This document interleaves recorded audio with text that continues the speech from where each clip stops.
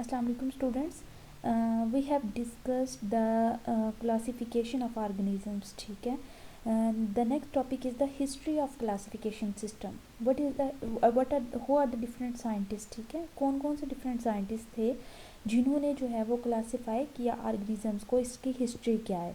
तो सबसे पहला जो साइंटिस्ट है वो है एरिस्टोटल. ठीक है. एरिस्टोटल क्या है?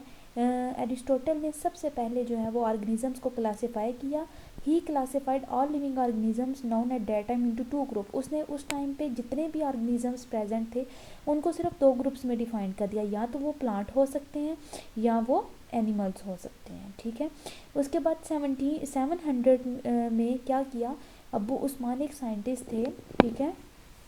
उन्होंने डिस्क्राइब किया द करेक्टरिस्टिक्स ऑफ 350 ऑर्गेनिजम्स थे. 350 स्पीशीज़ थी जिनको उन्होंने करेक्टराइज़ किया. ठीक है. अपनी एक बुक लिखी और उनको एनिमल्स की कैटेगरी में रखा. ठीक है. He wrote a lot of book too, और उसने आर्ट्स पे बहुत ज़्यादा बुक लिखी.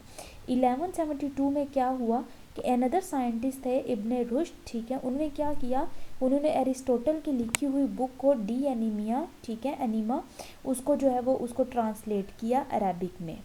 ठीक.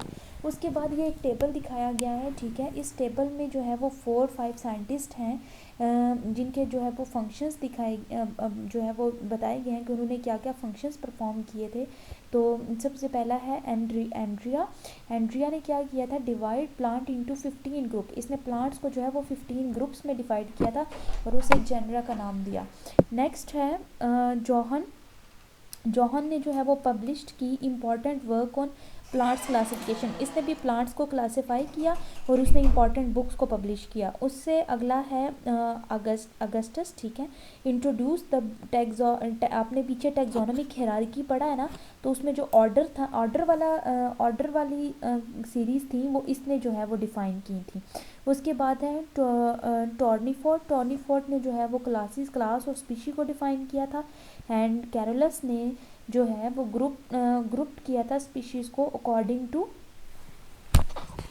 इसने ग्रुप किया था स्पीशीज़ को according to similar physical characteristics. उनकी फिजिकल कैरेक्टरिस्टिक्स की बेस पे इसने ऑर्गेनिजम्स को डिफ़ाइन किया था. ठीक है. नेक्स्ट है ये साइड पैराग्राफ एक बना हुआ है. ठीक है. इसमें कैरोलस का जो है वो फंक्शन एक्सप्लेन किया गया है. कैरोलस ने क्या किया, डिवाइड किया नेचर इनटू 3 किंगडम. इसने उस टाइम पे जितने भी ऑर्गेनिजम्स प्रेजेंट थे उनको 3 किंगडम्स में डिवाइड किया था. Number 1 minerals, number 2 vegetables and number 3 animals. इसने उसके अलावा किया था, इसने 5 रैंक्स यूज़ किए थे क्लासिफिकेशन के लिए. और वो 5 रैंक्स कौन से थे वो आप लोग ऑलरेडी टैक्सोनॉमिक हायरार्की में पढ़ चुके हैं. Class, order, genus, species and variety. उसके बाद है इसने कैरोलस ने is the best known for his introduction of the method still use to formulate the scientific name of every species. इसके अलावा इसने स्पीशीज़ को साइंटिफिक नेम देने का जो है वो इम्पॉर्टेंट जो रोल है वो प्ले किया था. ठीक है. और ये उसके लिए बेस्ट नाउन जो है वो जाना जाता है. ये टेबल भी आप लोगों ने करना है और ये साइड टेबल भी आपने करना है. ठीक है. साइड. उसके बाद है कि the 2 kingdom classification system. 2 kingdom classification system जो है वो डिफ़ाइन किया गया था. In the older system of and classification सबसे पहले जो क्लासीफाई किया गया था ऑर्गेनिज्म, सब के सब ऑर्गेनिजम्स को प्लांट और एनिमल्स सिर्फ 2 कैटेगरीज में डिवाइड कर दिया गया था. ठीक है. और अकॉर्डिंग टू दिस क्या था, वो सारे organism that can prepare food from simple inorganic material. वो ऑर्गेनिज्म जो अपनी खुराक खुद तैयार कर सकते हैं. आपको पता है प्लांट्स अपनी फूड खुद प्रिपेयर कर सकते हैं through the process of photosynthesis. ठीक है. तो वो ऑर्गेनिज्म जो अपनी फूड खुद प्रिपेयर कर सकते हैं उन्हें ऑटोट्रॉफ्स का नाम दिया गया था. ठीक है. ये आपको डेफिनेशंस आ सकती हैं. उन्हें ऑटोट्रॉफ्स का नाम दिया गया था और उनको प्लांटी में रखा गया था, kingdom plantae. On the other hand the organisms that can not synthesize their food, जैसे एनिमल्स हैं वो अपनी फूड खुद प्रिपेयर नहीं कर सकते, उनको जो है वो हेट्रोट्रॉफ्स का नाम दिया गया था. और उनको किंगडम एनिमिलिया में जो है वो प्लेस किया गया था. उसके बाद है सम टेक्सोनोमी। लेकिन क्या हुआ था इसमें, एक प्रॉब्लम ये थी कि एक ऑर्गेनिजम्स थे जैसे यूग्लिना, ठीक है, यूग्लिना के अंदर दोनों करेक्टरिस्टिक्स प्रेजेंट थी। आप इसको रीड आउट करेंगे तो इसमें क्या लिखा हुआ है कि यूग्लिना के अंदर जो क्या थी, दोनों करेक्टरिस्टिक्स प्रेजेंट थी। वो एनिमल्स की तरह का भी था और प्लांट्स की तरह का भी था। प्लांट्स की तरह का कैसे कि उसमें क्लोरोफिल प्रेजेंट था, और एनिमल्स की तरह क्या कि वो हिट्रोट्रॉफ मोड था, वो अपनी फूड खुद प्रिपेयर नहीं कर सकता था। तो वो एनिमल्स प्लस प्लांट लाइक दोनों करेक्टरिस्टिक्स थी उसके अंदर, जिसकी वजह से बायोलॉजिस्ट इस सोच में पड़ गए कि अब ऑर्गेनिजम्स को मज़ीद क्लासिफाई करने की ज़रूरत है, ठीक है। देन क्या किया था उन्होंने, 2 किंगडम क्लासिफिकेशन सिस्टम से वो 3 किंगडम क्लासिफिकेशन सिस्टम पे आए। 3 किंगडम क्लासिफिकेशन सिस्टम में क्या किया था, 1866 में अर्नस्ट हैकल एक साइंटिस्ट है, ठीक है, उसने क्या किया था, उसने यूग्लिना को एक अलहदा किंगडम बनाया, प्रोटिस्टा, ठीक है। उसने उस किंगडम को क्या नाम दिया, प्रोटिस्टा का नेम दिया उस किंगडम को।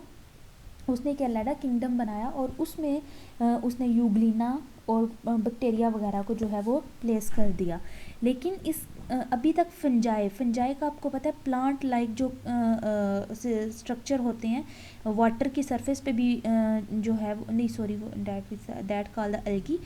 फंजाई जो है फंगस जो होती है, ठीक है, वो अभी तक किसी ग्रुप में जो है वो फिट नहीं हो पा रही थी।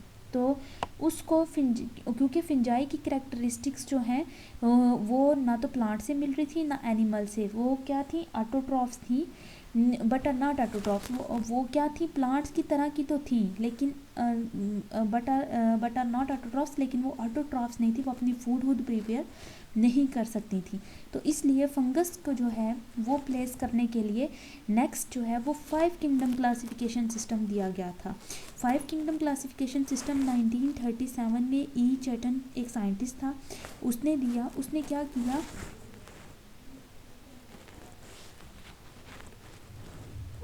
किया, कि उसने बैक्टीरिया को यूकैरियोटिक्स एंड प्रोकैरियोटिक्स, उसने 2 जो है वो टर्म्स दी थी to describe bacteria and eukaryotic to describe animal and plant cell.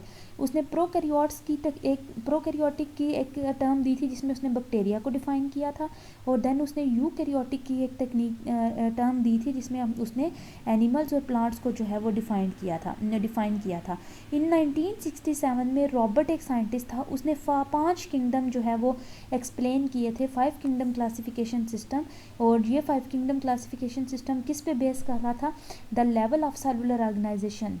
के सेलुलर ऑर्गेनाइजेशन आपने पढ़ी है ना, यूनिसेलुलर, मल्टी सेलुलर, कॉलोनियल, ठीक है, तो ये वही चीज़ है। प्रोकैरियोट थे, यूकैरियोट थे।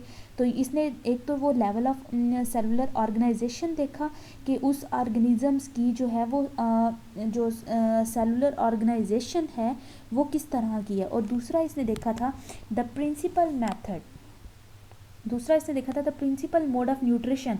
वो एनिमल का मोड ऑफ न्यूट्रिशन, खाने का तरीका क्या है, वो फोटोसिंथेसिस का प्रोसेस करता है, अपनी फूड खुद प्रिपेयर करता है, दूसरे से जो है वो लेता है, इंजेक्शन या एब्जॉर्ब करता है, या क्या तरीका है, ठीक है। और इस तरह से 1988 में मार्गलस एंड सेचुआर्ट्स 2 साइंटिस्ट थे, इन्होंने 5 किंगडम सिस्टम जो है वो वेटिकर का मॉडिफाई किया, और उसने 5 किंगडम्स में एनिमल्स को क्लासीफाई किया डिपेंड अपॉन 2 चीज़ों पर डिपेंड करते हुए। नंबर 1 सेलुलर ऑर्गेनाइजेशन, ये 2 पॉइंट्स आपने माइंड में रखने हैं, सेलुलर ऑर्गेनाइजेशन और मोड ऑफ न्यूट्रिशन को देखते हुए उन्होंने ऑर्गेनिजम्स को 2 जो है वो 5 किंगडम्स में देन क्लासीफाई किया। नेक्स्ट टॉपिक में हम लोग अपने 5 किंगडम क्लासिफिकेशन सिस्टम पढ़ेंगे, एंड अभी तक आप लोगों ने यहाँ तक प्रिपेयर करना है। ओके, अल्लाह हाफिज़।